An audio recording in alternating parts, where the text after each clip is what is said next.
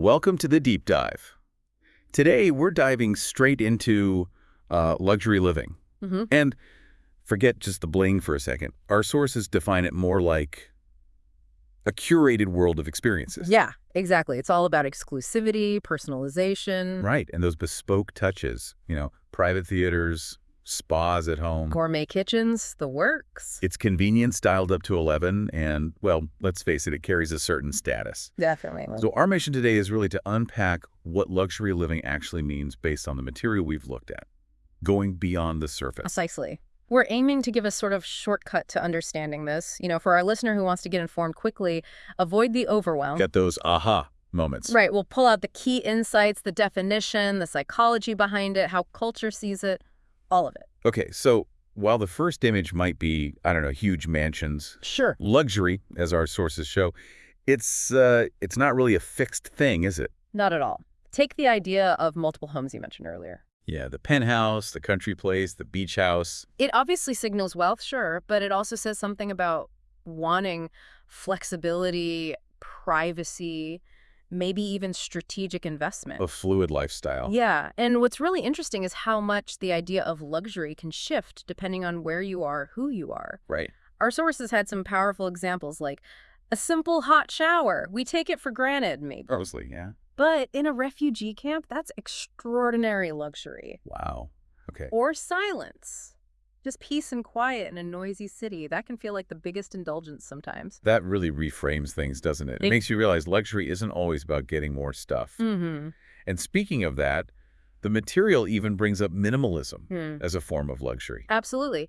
There's this idea that owning less intentionally can signal refinement, a conscious choice. Like a curated simplicity. Exactly. But the sources also flag what you might call maybe elitist minimalism. Ah, okay. Like the $2,000 plain white T-shirt example. Yeah, precisely that, where achieving that less is more look still costs a fortune. Right. So it makes you ask, is luxury really about having more things? Or is it more about the freedom from needing more? That's a fascinating line to walk. Okay, so let's shift to why we want luxury. The psychology. It's deeper than just wanting nice things. Right, definitely. Luxury purchases tap into some, well, pretty deep emotions. Like what? There's the joy of getting something desirable, sure. Pride in owning it. A feeling of accomplishment, maybe. And for some people, owning these high-end things creates a sense of belonging, being part of an elite group. Like getting the keys to a club. Sort of, yeah. But then the material brings up hedonic adaptation. Oh, the buzz wearing off. Exactly. That initial excitement, it fades. Think about getting a new car, amazing at first. Then it's just your car. Yeah. Used for commuting. Right. That initial happiness boost tends to level off pretty quickly. We sort of return to our baseline contentment. And that fuels the chase for the next thing. It can, yeah. This continuous cycle of seeking new luxuries to recapture that high can become a bit of a treadmill, always chasing a feeling that, by its nature, fades. Makes you wonder about true contentment. Okay, let's talk identity. How luxury gets tangled up with who we are or who we want people to think we are. Signaling versus sincerity. That's a great way to put it. Our sources bring up Thorstein Veblen. Conspicuous consumption. The classic term, yeah. Displaying wealth to gain status. And today, that's often really carefully curated, isn't it? An identity performance. How so? Well, think about those minimalist mansions that just scream money without being flashy. Or designer rooms just for pets. Or carefully chosen art collections.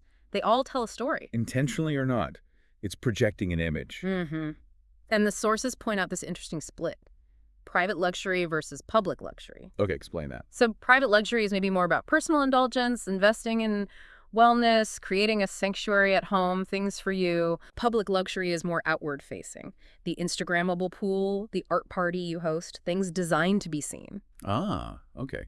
The performative side. Exactly. And that line between genuinely enjoying your life and, well, performing affluence for an audience, it gets really blurry. Yeah, I can see that. It pushes you to ask, do we want this stuff for ourselves, really? Or is it mostly about how others see us? That definitely gets to the core of motivation. And speaking of complex stuff, the sources also hit on some paradoxes with extreme wealth, like the paradox of choice. Oh, yeah. That's a big one. When you have too many options. It becomes exhausting. It can, yeah. Multiple homes, huge closets, endless ways to spend your free time. It can lead to decision fatigue, just feeling overwhelmed. Seems counterintuitive. It does. And Yeah. the sources even suggest that sometimes wealthier people report less satisfaction with purchases because they just acquire so much. The novelty wears off faster, maybe. Almost seems backward, doesn't it? More stuff should mean more happy, you'd think. Apparently not always. And then there's this idea of isolation or even boredom in these huge, super smart houses. You'd think all the gadgets in space would be constantly entertaining. But the material suggests these ultra-comfortable, frictionless environments can actually lead to detachment, both physical and emotional. How? Maybe they lack the everyday friction, the unexpected things, the casual social run-ins that, add texture to life. Like when everything is perfectly smooth. Nothing surprises you anymore. Yeah, that's the idea. That's really thought-provoking. Okay, let's peek inside these homes, architecturally, design-wise. What are the common features? Well, you see a lot of duplication, right? And specialized rooms. Multiple kitchens? Yeah, multiple kitchens, bathrooms, living areas, often for different functions or for staff, and then the dedicated hobby spaces. Home theaters? Wine cellars, art studios, even, as the sources mentioned, pet suites or pet spas. Wow, okay. And tech, obviously. Smart everything. Oh, absolutely. Integrated systems for lighting, climate, security, entertainment. It's all about maximizing convenience, control. At a price, obviously. Obviously. The sources had this really interesting table, Spaces of Excess, and it added these thought-provoking twists. What kind of twists? Well, it takes these features and flips the perspective, like the second kitchen maybe for staff, maybe kosher or halal. Okay. The twist asks, could that be a teaching kitchen, a community space? It makes you question the real purpose. Is it just status, or could it be something more? That's interesting. Applying a different lens. What else? The home theater, great for a private movie night, sure. Right. But the twist is, does experiencing art alone like that reduce the collective emotional impact? The shared experience versus individual pleasure. Exactly. Or the pet spa room. Yeah. High-end grooming for your dog. Yeah. The question it raises is stark. How does that compare to resources for unhoused humans? It forces an uncomfortable comparison. Yeah, okay. The wine cellar, this curated collection, is its value just the cost of the wine? Or is it about memory, ritual, the experience tied to it? Deeper than just fancy bottles. Hopefully. And finally, the home bar or lounge. A space for celebration, indulgence. Nice. But does it actually foster connection, or can it become a symbol of detachment, drinking alone in your massive house? So these twists are basically asking, are these spaces just fun but frivolous? Or could they have a more functional, even communal purpose? Pretty much. It's good food for thought. Definitely. Okay, let's shift again. How media shows us wealth. Because that shapes our perceptions hugely, right? Massively. The material breaks it down into sort of classic versus contemporary portrayals. Okay, classic like old Hollywood. Yeah, old Hollywood glamour wealth often meant elegance, class, maybe even destiny, then sitcoms using lavishness for laughs or aspiration. And those classic shows, lifestyles of the rich and famous style, pure voyeurism. Giving us a peek behind the curtain. Exactly. Then you get to contemporary examples, which often have a sharper edge. Like Succession, The White Lotus. Perfect examples. Or The Menu. They show the wealthy, often quite cynically, dysfunctionally. But we're still fascinated, aren't we? We are. It's weird. It's this strange dynamic. They critique the elite, but maybe still create a kind of desire. And then there's the whole reality TV and social media explosion. Selling Sunset, playing Empire, TikTok mansion tours. Right. It's voyeurism again, but maybe more intense. It fuels that comparison culture, luxury FOMO. Fear of missing out on marble countertops. Something like that. And reality shows often blur that line. Are they celebrating it or critiquing it? Maybe both. It feels like that sometimes. Satire, that still looks kind of good. And that's the point the sources make. Even the critical portrayals, the satirical ones, can sometimes inadvertently make that lifestyle seem appealing. So the takeaway is, wealth in media is often shown as either the dream or the disease. Yeah, rarely the complex reality in between. It's very polarized. Okay, that makes sense. Now, what about the social pressures around wealth? Then versus now. Well, historically, you had certain ethics, like Puritan or Protestant work ethics. Where wealth was seen as a good sign. Sometimes, yeah, a sign of divine favor, maybe, or just the rightful reward for hard work. That fed into the whole American dream narrative. Work hard, get rich. Basically. But modern views, as the material explores, are, well, messier. How so? The self-made idea is still strong, sure, but there's way more awareness now about inequality, about inheritance, nepotism, systemic issues. Things beyond just individual effort. Exactly. So wealth isn't always seen purely as earned anymore. It's increasingly seen as something gained through access, through opportunity, maybe even exploitation sometimes. The perception is shifting. Which leads to that double standard we sometimes see, right? Admiration versus criticism. The sources lay this out quite clearly. We tend to admire the rags to riches story, right? Sure. The underdog. Or philanthropy, using wealth for good. Or even just quiet wealth, not being flashy about it. Maybe wealth gained through creativity. Okay, admired categories, what about criticized? Well, being born into it, inheritance, that often gets more scrutiny. The silver spoon idea. Yeah. Obvious, over-the-top consumption, conspicuous consumption again, flaunting it, especially online maybe. And sometimes skepticism towards wealth from specific sectors, like finance or maybe certain tech areas. Right, the tech bro stereotype or whatever. And the sources also mention potential intersectional bias, how wealth might be viewed differently or scrutinized more closely for people of color, women, or immigrants. That's an important layer. So the conclusion seems to be, wealth gets respect when it seems tied to humility, hard work, maybe giving back. It gets condemned when it looks like entitlement or just pure spectacle. Okay, and all this feeds into our aspirational culture, More. amplified by social media. Oh, absolutely. Social media is like a fire hose of wealth comparison, isn't it? Yeah, those 30-second mansion tours. Influencers selling luxury everything, hashtag self-care that cost a fortune, even teenagers tracking manifestation techniques. It's relentless and often very curated, very glossy. Highly curated. And the sources point out the downsides. I like it. Increased depression, dissatisfaction. Feeling bad if your life doesn't look like that curated feed. Maybe shame around not being wealthy or even going into debt to look wealthy. To be up appearances. Exactly. It's like we're constantly pushed to want wealth, but not always encouraged to really examine what that means or costs.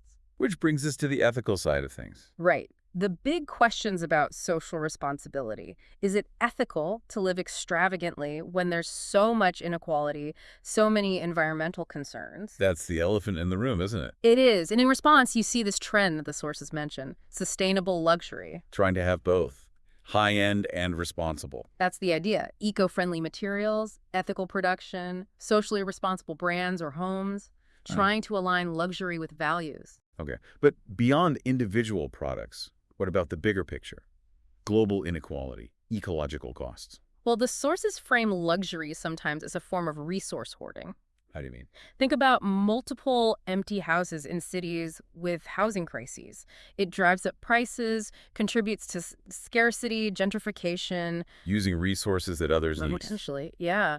And then just the sheer consumption footprint of huge estates, second homes, water, land, energy, especially if they're in ecologically vulnerable places. Right. The sources give examples, those vacant LA mansions versus the homelessness crisis nearby, or building indoor ski slopes in the desert, temperature-controlled beaches. Things that take enormous resources. Exactly. And it leads to that tough question. What are the moral limits of our own comfort in a world that's fundamentally uncomfortable for so many? Oof, yeah, that's heavy. It is. So, if we try to sum up the pros and cons we've discussed, advantages of luxury living. Well, comfort, convenience, obviously. Yeah. Status, maybe networking opportunities that come with it. Potential investment value. Okay, disadvantages. Yeah. High costs, not just purchase, but maintenance.